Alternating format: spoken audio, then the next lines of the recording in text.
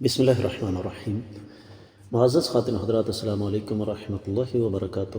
کائنات کے امام الانبیاء محمد رسول اللہ صلی اللہ علیہ وآلہ وسلم کو رب کائنات نے اسی لیے مبعوث فرمایا کہ آپ قیامت تک کی آنے والی انسانیت کے لیے نمونہ ہیں۔ آج کی حدیث اسی سلسلے کی ایک کڑی ہے کہ آقا علیہ صلی اللہ والسلام نے باغیوں کے ساتھ کیا سلوک کیا۔ مشکات المصابیح کتاب القصاص باب ہے باغیوں اور مرتدوں کو قتل کرنے کا، 3539ویں حدیث کتاب میں اور 7ویں ہے باب میں۔ حدیث کے الفاظ سماعت فرمائیے گا۔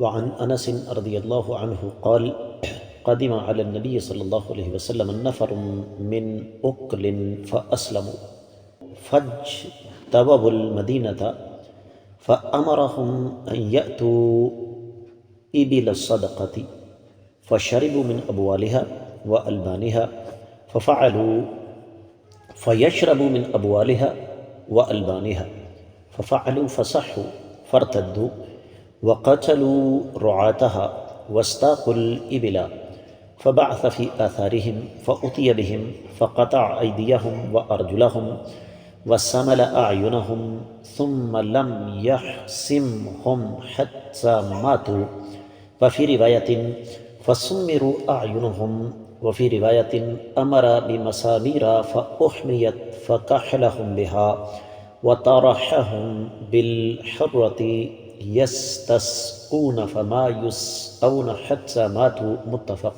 علیہ۔ آپ نے سماعت فرمایا کہ یہ روایت صحیح بخاری میں ہے۔ آئیے اس کا تفصیلی حوالہ دیکھتے ہیں۔ صحیح بخاری کتاب المحاربین یعنی کفار اور مرتدوں کے احکامات جو مسلمانوں سے لڑتے ہیں، 16واں باب ہے۔ باب لم يحسم النبی صلی اللہ علیہ وسلم المحاربین من اہل الردۃ حتی ہلکوا۔ آقا علیہ الصلوۃ والسلام نے مرتد ظالموں کے زخموں کا علاج نہیں کیا یہاں تک کہ وہ مر گئے۔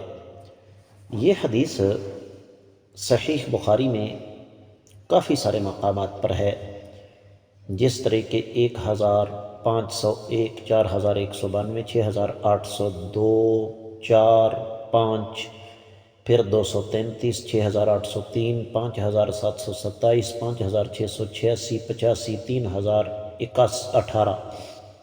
صحیح مسلم میں 2 مقامات پر ہے، 4353 اور 54۔ سنن ترمذی میں حدیث ہے 72 اور 73۔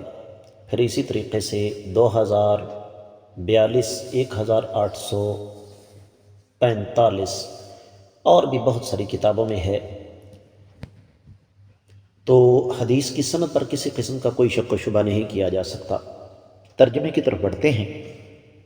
سیدنا انس رضی اللہ تعالیٰ عنہ فرماتے ہیں کہ اکل قبیلہ کے کچھ لوگ آقا علیہ السلام کی خدمت میں حاضر ہوئے، مسلمان ہو گئے، لیکن انہوں نے مدینہ کی آب و ہوا کو اپنے موافق نہ پایا۔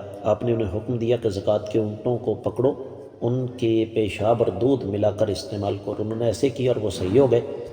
پھر وہ مرتد ہو گئے۔ انہوں نے اونٹوں کے چرواہوں کو موت کی گھاٹ اتارا، اونٹوں کو ہانک کر لے گئے۔ آقا علیہ الصلوۃ والسلام نے ان کے تعاقب میں صحابہ کرام کو بھیجا، وہ انہیں گھیر کر واپس لے آئے۔ نبی علیہ الصلوۃ والسلام نے ان کے ہاتھ پاؤں کاٹنے کا حکم دیا، ان کی آنکھوں میں لوہے کی گرم سلائیاں پھیری گئیں اور ان کے بہتے ہوئے خون کو بند نہیں کیا گیا یہاں تک کہ وہ مر گئے۔ ایک روایت میں ہے ان کی آنکھوں میں گرم سلائیاں پھیری گئیں، ایک روایت میں ہے نبی علیہ الصلوۃ والسلام نے حکم دیا کہ لوہے کی سلائیوں کو گرم کیا جائے اور ان کی آنکھوں میں پھیر دیا جائے۔ آپ علیہ الصلوۃ والسلام نے انہیں تپتے ہوئے پتھریلے میدان میں پھینکنے کا حکم دیا۔ وہ پانی طلب کرتے رہے لیکن انہیں پانی نہ دیا گیا یہاں تک کہ وہ موت کی آغوش میں چلے گئے۔ معزز خواتین و حضرات، اس حدیث کی وضاحت کرنے کی ضرورت نہیں ہے۔ بنیادی بات یہ ہے کہ ایک ہوتا ہے گناہ گار، گناہ گار کو جو سزا ملتی ہے وہ اتنی شدید نہیں ہو سکتی۔